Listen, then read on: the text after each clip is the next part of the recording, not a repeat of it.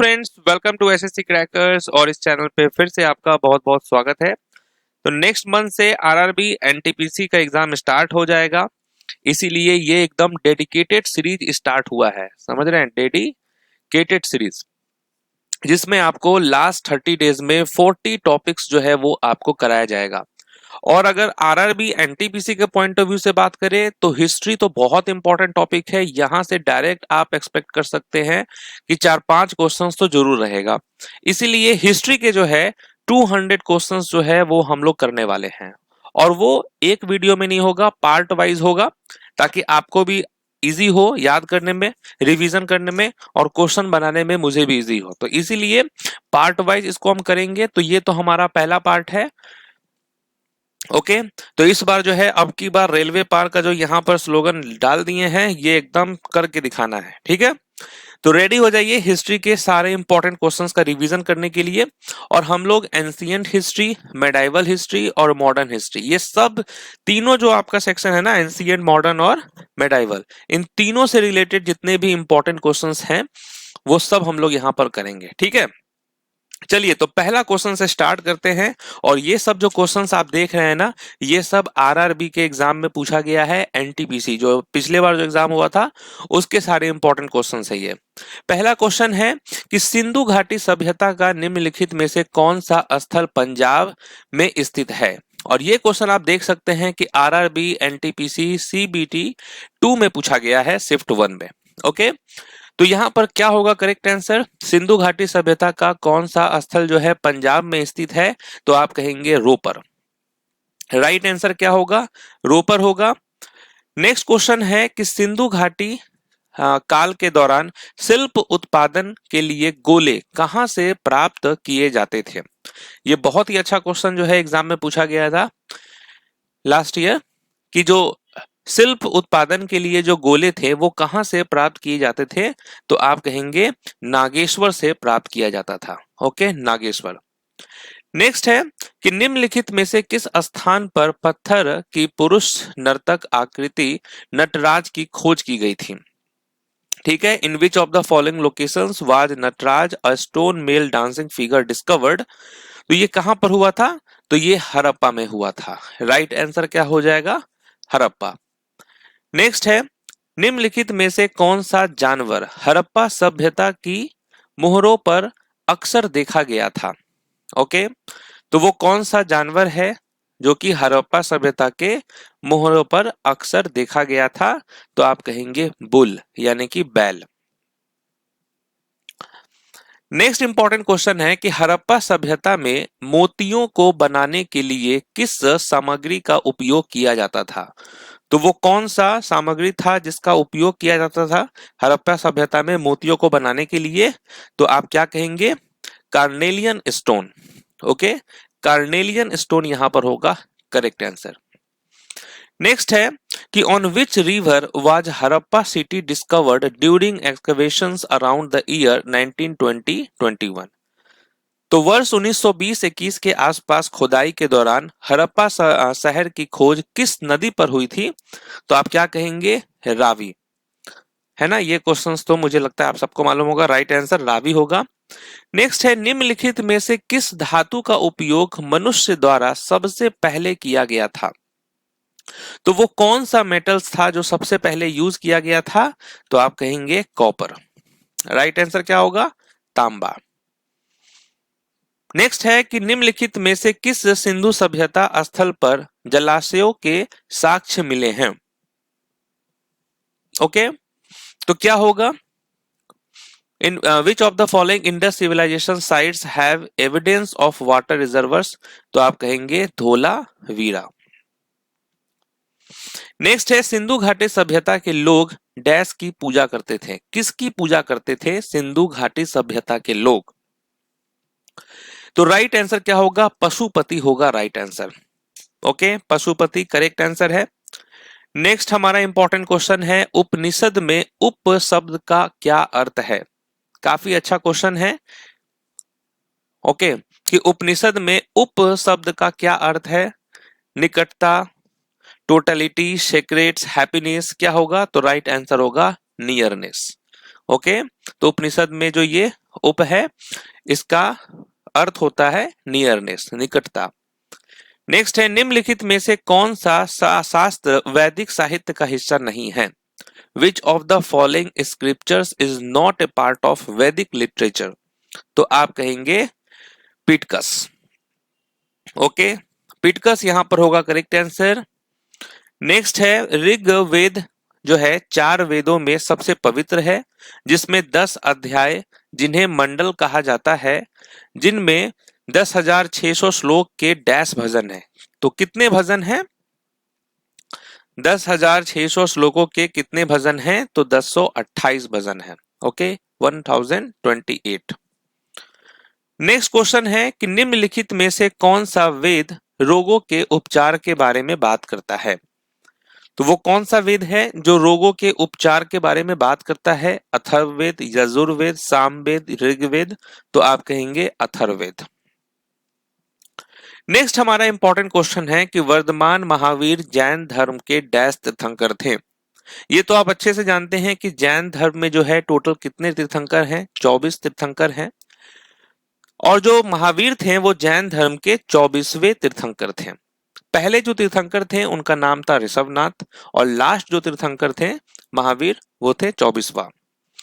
Next है स्वामी महावीर का जन्म कहाँ हुआ था? कहां पर जन्म हुआ था महावीर जी का? तो आप कहेंगे कुंडग्राम में हुआ था। ओके, नेक्स्ट है जैन दर्शन के अनुसार जीन शब्द का अर्थ डैश है। तो क्या होता है जीन शब्द का अर्थ? तो आप कहेंगे विजेता, द कनकरर। नेक्स्ट क्वेश्चन है द 4 नोबल ट्रूथ की अवधारणा निम्नलिखित में से किस धर्म से संबंधित है? The 4 noble truths belongs to which of the following religions? किस रिलीजन से संबंधित है? तो आप कहेंगे बुद्धिज्म, यानी बौद्ध धर्म से संबंधित है। नेक्स्ट है निम्नलिखित में से कौन सा स्थल गौतम बुद्ध के जन्म से जुड़ा है? गौतम बुद्ध के जन्म से जुड़ा है कौन सा स्थल? कहां पे हुआ था? तो लुम्बिनी होगा करेक्ट आंसर। ठीक है, ये नेपाल साइड है।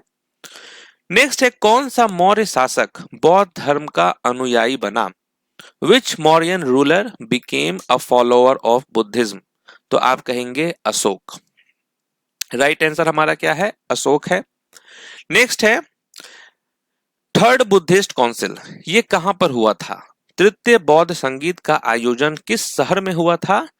ठीक है, तो आप कहेंगे पाटलिपुत्र में। नेक्स्ट है त्रिपिटक निम्नलिखित में से किस धर्म की पवित्र पुस्तक है? त्रिपिटक जो है वो किस धर्म की पवित्र पुस्तक है? बौद्ध धर्म की। गौतम बुद्ध किस गण से संबंधित थे? ओके, गौतम बुद्ध किस गण से संबंधित थे? लिच्छवी, शाक्य, मौर्य, मल? तो आप क्या कहेंगे? शाक्य वंश के। ओके, नेक्स्ट है 16 महाजनपदों के संदर्भ में निम्नलिखित में से कौन सा राजधानी शहर नहीं था? ठीक है, with reference to the 16 Mahajanapada which among the following was not a capital city? तो वो था आपका अवंती। ओके, नेक्स्ट है पाटलिपुत्र में स्थानांतरित होने से पहले कई वर्षों तक मगध की राजधानी निम्नलिखित में से कौन थी? तो पाटलिपुत्र में स्थानांतरित होने से पहले कई वर्षों तक मगध की राजधानी जो है वो राजगृह था। ओके, क्या था? राजगृह। नेक्स्ट क्वेश्चन है निम्नलिखित में से कौन मगध साम्राज्य की राजधानी थी?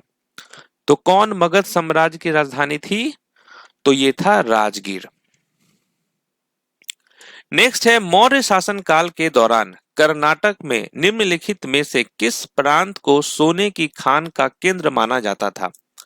ओके, तो मौर्य शासन काल के दौरान कर्नाटक में निम्नलिखित में से किस प्रांत को सोने की खान का केंद्र माना जाता था? तो आप क्या कहेंगे? सुवर्णगिरी, है ना, नाम से ही पता चल रहा है। नेक्स्ट है the university which became famous in the post Gupta era was dash. ठीक है, तो क्या होगा? नालंदा यूनिवर्सिटी। नेक्स्ट है बाणभट्ट किस सम्राट के दरबारी कवि थे? बाणभट्ट किस सम्राट के दरबारी कवि थे? क्या होगा करेक्ट आंसर? तो हर्षवर्धन यहां पर राइट आंसर है। हर्षवर्धन के दरबारी कवि थे कौन? बाणभट्ट। नेक्स्ट है फर्स्ट तीर्थंकर of the Jain was dash. First तीर्थंकर कौन थे? वो थे आपका ऋषभनाथ। नेक्स्ट है भगवान बुद्ध ने अंतिम सांस कहां ली थी? Where did lord Buddha breathe his last? तो भगवान बुद्ध ने अपनी अंतिम सांस जो है वो कुशीनगर में लिया था। नेक्स्ट है जूनागढ़ शिलालेख किससे संबंधित है? With whom is Junagadh rock inscription associated? Junagadh शिलालेख किससे संबंधित है? तो ये रुद्र दामन से संबंधित है। राइट आंसर क्या होगा? रुद्र दामन। नेक्स्ट है चरक किसके प्रसिद्ध राज चिकित्सक थे? Charak was the famous court physician of dash. किसके वो जो है राज चिकित्सक थे? तो आप क्या कहेंगे? कनिष्क के थे। ओके, तो क्या होगा राइट आंसर? कनिष्क। नेक्स्ट है इलाहाबाद स्तंभ शिलालेख में किसकी उपलब्धियां दर्ज हैं? Whose achievements are recorded in the Allahabad pillar inscription? किसकी अचीवमेंट की बात है? तो आप कहेंगे समुद्रगुप्त। राइट आंसर हमारा क्या होगा? समुद्रगुप्त होगा। इलाहाबाद स्तंभ शिलालेख में जो है समुद्रगुप्त की उपलब्धियां दर्ज हैं। नेक्स्ट हमारा इंपॉर्टेंट क्वेश्चन है कि रोमांटिक नाटक कदाम्बरी के लेखक कौन थे? बहुत बार ये क्वेश्चन पूछा गया है। कदाम्बरी के लेखक कौन थे? तो आप कहेंगे Banabhatta. Okay, Banabhatta was the author of the Kadambari. Next है मुद्रा राक्षस नाटक किसने लिखा था? हु रोट द प्ले मुद्रा राक्षस? तो आप क्या कहेंगे? विशाख दत्त। ओके, विशाखा दत्त यहां पर करेक्ट आंसर है। नेक्स्ट है प्रयाग प्रसिद्ध इलाहाबाद स्तंभ शिलालेख के रूप में भी जाना जाता है, हमें डैश की उपलब्धियों के बारे में जानकारी प्रदान करता है। ओके, तो प्रयाग प्रशस्ति जिसको इलाहाबाद पिलर इंस्क्रिप्शन भी कहते हैं, है ना, इस रूप में भी जाना जाता है। इलाहाबाद स्तंभ शिलालेख के रूप में जाना जाता है प्रयाग प्रशस्ति। और हमें जो है ये समुद्रगुप्त की उपलब्धियों के बारे में यहां से इंफॉर्मेशन मिलता है। ओके, नेक्स्ट है हर्षवर्धन किस वंश से संबंधित है? Which dynasty did Harshavardhana belong to? तो किस डायनेस्टी से बिलोंग करते हैं ये हर्षवर्धन? तो आप कहेंगे Pushyabhuti dynasty. Okay, Pushyabhuti dynasty यहां पर क्या होगा? करेक्ट आंसर हो जाएगा। नेक्स्ट है कौन सा चीनी यात्री नालंदा में छात्र और शिक्षक दोनों के रूप में आया और रुका? तो जो चाइनीज ट्रैवलर थे, ओके, वो कौन थे जो छात्र और शिक्षक दोनों के रूप में आए और रुके? तो यहां बात हो रही है हेन सांग की। ओके, नेक्स्ट है भारत के निम्नलिखित मंदिरों में से किसको महान जीवित चोल मंदिर कहा जाता है? Okay, which of the following temples of India is called the great living Chola temples? तो राइट आंसर क्या हो जाएगा? तो तंजावुर में जो बृहदेश्वर मंदिर है ये होगा यहां पर करेक्ट आंसर। नेक्स्ट है हाइडेस्पेस की लड़ाई किसने जीती? हाइडेस्पेस की जो लड़ाई थी जो कि 326 बीसी में हुआ था, और इस लड़ाई में अलेक्जेंडर ने जीत हासिल की थी। नेक्स्ट है अल-बरूनी ने अपनी पुस्तक किताब उल हिंद किस भाषा में लिखी थी? अल-बरूनी रोट हिज बुक किताब उल हिंद इन विच लैंग्वेज? किस भाषा में लिखी थी अल-बरूनी ने अपनी किताब? तो वो अरबिक भाषा में लिखा था। ओके, तो अरबी भाषा में। नेक्स्ट क्वेश्चन है मोडेरा में सूर्य मंदिर किस राजवंश ने बनवाया था? Okay, which dynasty build the sun temple at Modhera? तो आप कहेंगे चालुक्य वंश ने।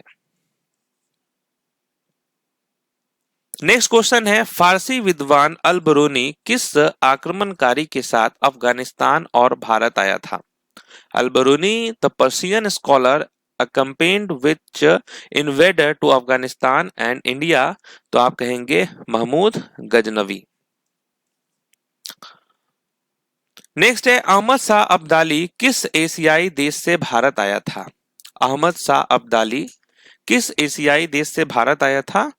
तो ये आया था अफगानिस्तान से। ओके, राइट आंसर क्या होगा? अफगानिस्तान। नेक्स्ट है निम्नलिखित में से किसने ककातिया वंश के शासन को समाप्त किया? है ना, तो वो कौन है जिसने ककातिया वंश के शासन को समाप्त किया? वो है दिल्ली सल्तनत। दिल्ली सल्तनत का जो टाइम पीरियड था वो 1206 से लेकर 1526 था और इसमें टोटल 5 डायनेस्टी थे। सबसे पहले आपका आया स्लेव डायनेस्टी, ठीक है, उसके बाद खिलजी, फिर तुगलक, सैयद और लोदी। नेक्स्ट है सल्तनत शासक गयासुद्दीन बलबन ने किस काल में दिल्ली की गद्दी संभाली और उस पर शासन किया? ओके, यहां पर पीरियड पूछा जा रहा है कि which period did the sultanate ruler Ghiyasuddin Balban take over and rule the throne of Delhi. तो आप कहेंगे 1266 से लेकर 1287। नेक्स्ट है निम्नलिखित में से किसने अजमेर में 2.5 दिन का झोपड़ा बनवाया था? 2.5 दिन का झोपड़ा जो है वो किसने बनवाया था? कुतुबुद्दीन ऐबक ने बनवाया था। और कुतुबुद्दीन ऐबक ने ही दिल्ली सल्तनत की नींव रखी थी। स्लेव डायनेस्टी के फाउंडर कौन है? कुतुबुद्दीन ऐबक। नेक्स्ट है भारत में सिजदा प्रथा की शुरुआत किसने की थी? सिजदा प्रथा की शुरुआत भारत में किसने किया था? तो राइट आंसर आपका क्या हो जाएगा? गयासुद्दीन बलबन हो जाएगा right answer. Okay, right answer हमारा क्या होगा? गयासुद्दीन बलबन। नेक्स्ट है इक्ता प्रणाली दिल्ली सल्तनत में डैश द्वारा शुरू की गई थी। ठीक है, iqta system was introduced by dash in Delhi Sultanate. किसके द्वारा शुरुआत हुआ था? तो ये इल्तुतमिश के द्वारा शुरुआत हुआ था। ओके, नेक्स्ट है दिल्ली की पहली महिला शासक कौन थी? Who was the first women ruler of Delhi? तो ये था, कौन थी? रजिया सुल्तान। रजिया सुल्तान इल्तुतमिश की ही बेटी थी और ये थी दिल्ली की पहली महिला शासक। चलिए, तो अब आगे हम लोग कंटिन्यू करेंगे पार्ट 2 में। पार्ट 1 में आपके 50 क्वेश्चंस थे और ये सारे के सारे जो है प्रीवियस ईयर क्वेश्चंस था आपका, जो आरआरबी एनटीपीसी में पूछा गया था। ठीक है, और आपको आइडिया भी लग रहा होगा कि किस हिसाब से आपने प्रिपरेशन कर रखा है और कितना आपको करना है। पार्ट 2 में फिर हम लोग जो है 50 क्वेश्चंस का रिवीजन करेंगे और इसी तरीके से हम लोग हिस्ट्री के सारे इंपॉर्टेंट क्वेश्चंस को कवर करेंगे। फिर पॉलिटी, उसके बाद ज्योग्राफी भी आपका होगा, साइंस सेक्शन भी होगा, स्टैटिक तो टॉपिक वाइज आपका होता ही रहता है, ये भी होगा। फिर हम लोग लास्ट में करंट अफेयर्स भी करेंगे। तो बहुत कुछ करना है। ये जो आने वाला 30 डेज है इसमें 40 टॉपिक्स जो है आपके करवाए जाएंगे और आप एकदम एक्सपेक्ट कर सकते हैं कि आपका बहुत अच्छा स्कोर आएगा। ओके, बाकी थैंक यू सो मच इस वीडियो को पूरा देखने के लिए। बाकी पीडीएफ के लिए आप टेलीग्राम चैनल ज्वाइन कर सकते हैं। टेलीग्राम चैनल का नाम है एसएससी क्रैकर्स। यहाँ पर 60,000 प्लस सब्सक्राइबर होंगे। इस चैनल को आप जरूर सब्सक्राइब कर ले। बाकी जो है, अगर आप 2025 में कोई भी एग्जाम क्रैक करना चाहते हैं और उसके लिए स्पेशल चाहते हैं आप बैच, तो आप ये फाउंडेशन बैच 2.0 जो है जरूर इसको आप ले लें। ठीक है, यहाँ पर आपको एसएससी और रेलवे के जितने भी एग्जाम होते हैं उसके वन स्टॉप सॉल्यूशन ये बैच है। तो मिलते हैं अब आपसे नेक्स्ट क्लास में, नेक्स्ट वीडियो में। तब तक के लिए ऑल द बेस्ट।